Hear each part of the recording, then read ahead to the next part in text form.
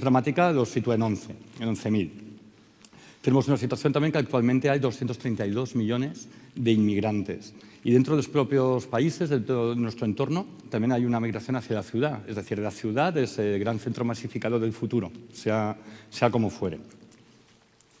En este sentido, como tú indicabas, hay una gran diferencia entre dos modelos de ciudades, la ciudad compacta y la ciudad dispersa. Esto para un arquitecto, para un entendido, es casi como una especie de básico, ¿no? de la arquitectura. Esto ya estaba estudiado y analizado en el siglo XX, ¿no? Pero os lo explico un poquito para los que no lo conozcáis.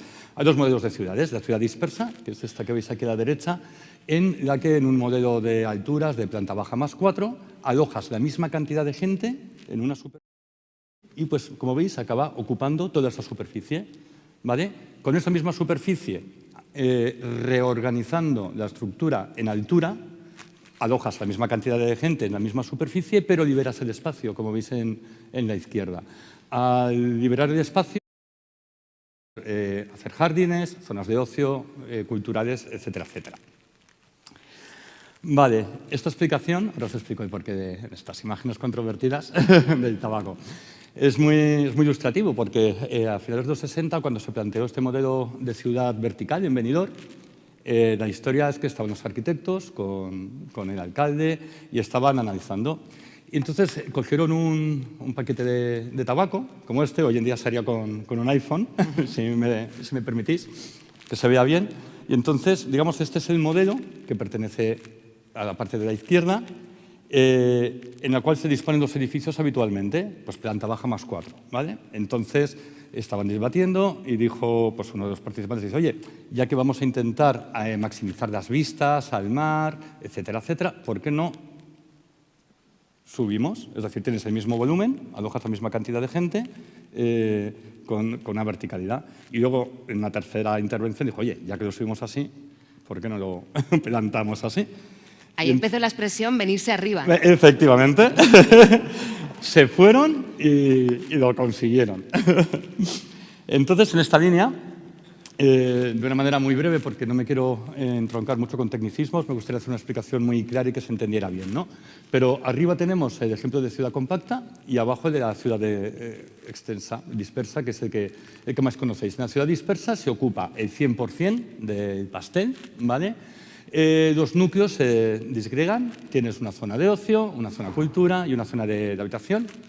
Y en la ciudad compacta interrelacionas todos esos usos, los mezclas, reubicas la misma cantidad de personas en la altura y liberas el espacio. ¿Qué consigues? Primero, las instalaciones de saneamiento, de electricidad, de agua se reducen. La pérdida energética en estas instalaciones se reducen. La circulación de personas de traslado, cuando tú tienes interseccionados los usos, tu trabajo está cerca de casa, la contaminación y el desplazamiento se reduce. Y luego hay un tercer factor social que, en mi opinión, además ayuda a la desaparición de guetos, ¿vale? O sea, y eso es muy importante porque la sostenibilidad es que vivamos y luego que vivamos bien, ¿vale? Entonces, la desaparición de guetos, al mezclar los usos dentro de la propia ciudad, es mucho más difícil que haya zonas que vayan más hacia arriba y otras hacia abajo, ¿vale? Déjame solamente explicar una cosa. Es que yo lo estoy viendo aquí, en un monitor, que parece que tú lo estás contando aquí y yo miro a otro sitio, pero me resulta mucho más fácil ver toda tu explicación. Ya, solamente quería explicar esto. Vale. Bueno, claro, a los especialistas siempre se les presupone una mirada futurista. O sea, un arquitecto creo que siempre va mirando al futuro. De hecho, construís hoy lo que vamos a habitar mañana. Pero cuando proyectáis los edificios, luego tenéis que ateneros a la normativa. Y la normativa, no sé si es tan futurista, si va al mismo ritmo. En mi opinión, no. Bien. Y ahora os lo explico, ¿vale? Mirad, antes de empezar con la normativa, que voy a intentar también resumirlo para que no sea denso, me gustaría contaros dos situaciones que se producen en las ciudades actualmente, ¿vale? Aquí tenemos a Brasilia, ¿vale? Es un ejemplo de ciudad compacta y, como podéis ver, pues donde no hay edificio, pues apenas hay asfalto y hay zona verde, zona de esparcimiento, zona de ocio, ¿vale? Hay una cosa que se llama la isla de calor, ¿vale? La isla de calor es un efecto, es como el efecto invernadero que ocurre en las ciudades. ¿Y qué hace la isla de calor? Para que os hagáis la idea, en una ciudad de 1 millón de personas, la diferencia de temperatura habitual entre esta ciudad y el espacio de alrededor es de 3 grados. Y por la noche puede llegar a 10 y 12 grados. La isla de calor se produce pues, porque tenemos las ciudades ocupadas por asfalto, sin zonas verdes, el sol calienta el asfalto, genera residuos, bueno, pues... Vivo en Madrid. Bueno, pues, pues la parte negativa, ¿no?, que tienen las ciudades. Al utilizar el espacio abierto con zonas verdes, las zonas verdes consumen CO2, permite la permeabilidad de la tierra para el agua y podemos luchar, o sea, es un deber, de hecho es una de las consignas que hay, es luchar contra esta isla de calor, ¿no? Y luego hay otro concepto también genérico que volveré un poquito después, que es el ciclo del agua. Esto es casi como DGB, también es efecto invernadero, isla de calor, el ciclo del agua, de que el agua cae, se filtra en la tierra, llega al mar y vuelve a evaporarse, pues en las ciudades también. Al final, si nosotros cubrimos todo el manto de la ciudad con asfalto, estamos evitando que el agua vuelva a la tierra con todo el deterioro, riadas, etc, etc, etc. En este caso tenemos el ejemplo de Brasilia y en este caso tenemos el ejemplo de Benidorm. Volví un poquito también a San Benito, que hablábamos antes. Esto es la imagen de Benidorm ahora, ¿vale? Yo no veo urbanismo agresivo ni veo turismo masificado, francamente. Si veis las zonas intersticiales que hay entre los edificios, aloja exactamente la misma cantidad de personas que podrían estar viviendo en planta baja +4 en todo ese espacio, ¿vale? Al liberar el espacio, puedes aprovecharlo. Curiosamente, el plan de Benidorm, el primer plan general, el del paquete de tabaco que os contaba, es del año 56. Año 56. 56. Prácticamente en España no había planes generales, o sea, se empezaron casi en los 60, ¿vale? Y Brasilia se inauguró en los 60, es decir... Que es coetáneo. Es coetáneo, ¿vale? Siguiendo un poquito, y ahora seguiré con la normativa, y no me quiero odiar. También Estoy mucho más contenta con esta parte. Sí, lo de normativa te prometo que era un esfuerzo por simplificarlo, ¿vale?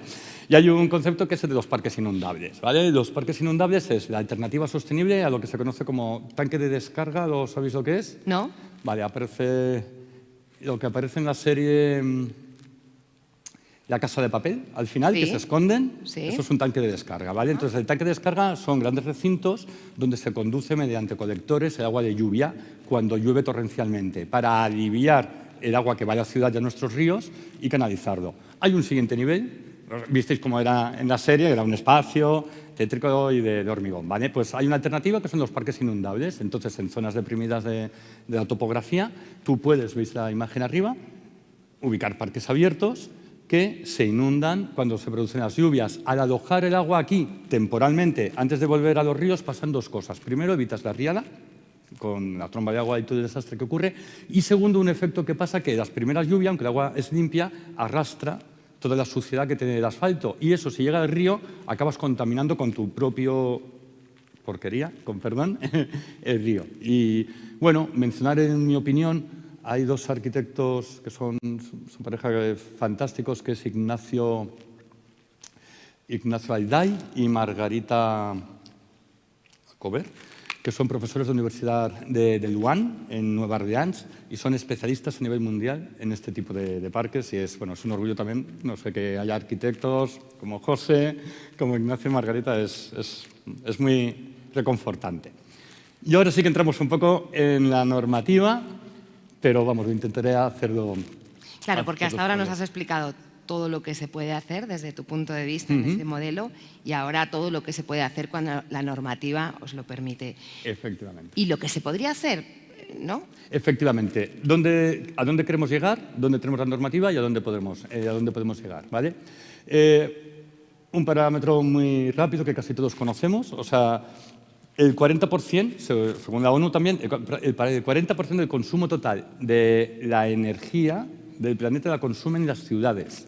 Porque las ciudades lo consumen los edificios. 40%, Y el 36% de las emisiones totales de CO2 de la Unión Europea lo producen las ciudades. Con lo cual, si conseguimos modificar el consumo energético de un edificio y la producción de CO2 de un edificio, conseguiremos modificar las ciudades y afectaremos a este 40-36% obvio. Este es el primer proyecto nuestro del que os queremos hablar. que es el Hotel Arcos en Benidorm, ¿vale? Y parte de un planteamiento muy sencillo. Es un poquito como lo de antes, esto, digamos, en el mundo de la arquitectura es casi un basic, ¿no? Y es, tú tienes una fachada en un clima mediterráneo, el sol la calienta, pues ¿cómo evitas que el sol caliente la fachada? Haces unas grandes terrazas que te dan sombra sobre tu propio edificio. Vamos, o sea, como veis, tampoco en este caso hay más ciencia. Tú tienes que arrojar sombra sobre tu propio edificio.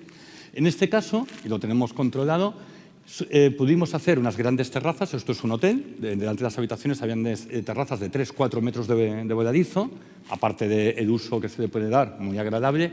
Conseguimos reducir entre 2 grados y 6 la temperatura interior del edificio, que se traduce en un 10% de ahorro energético anual, solamente construyendo terrazas que además sirven para el uso, ¿vale? ¿Dónde viene el problema con la normativa? Por ejemplo, que en este caso nosotros pudimos hacer estas terrazas pues porque la normativa permite un 30% de la superficie que tú edificas, te la regala, por decirlo de alguna manera, para terrazas.